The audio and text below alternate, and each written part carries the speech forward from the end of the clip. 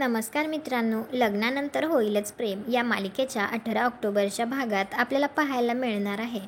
जीवा आता भास्करकडे आलेला असतो आणि तो त्याला म्हणत असतो, मी शनायासाठी काय केलं म्हणजे तुम्ही नंदिनीला तिचा आनंद निवास परत द्याल.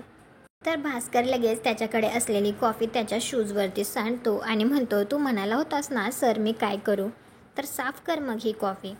परंतु आता जीवा तर नंदिनीसाठी काहीही करू शकत होता, त्यामुळे आता तो भास्करच्या शूजवर सांडलेली कॉफीसुद्धा साफ करत असतो.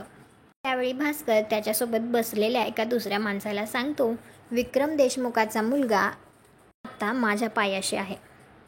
इकडे घरी नंदिनी काव्याला म्हणत असते, आता पार्थला काय हवंय काय नकोय हे तुलाच बघायचंय ना.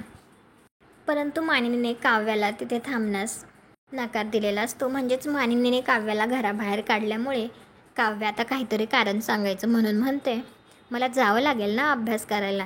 तर लगेच मानिनी म्हणते, थांब काव्या, अभ्यास नंतर कर, आत्ता बस थोडा वेळ पार्थजवळ.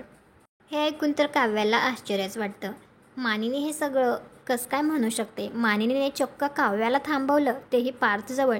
तुम्हाला हा भाग कसा वाटला ते कॉमेंट करून नक्की सांगा. व्हिडिओला लाईक करा, आपल्या मराठी मालिका चॅनलला सबस्क्राईब करा. भेटू उद्याच्या भागात.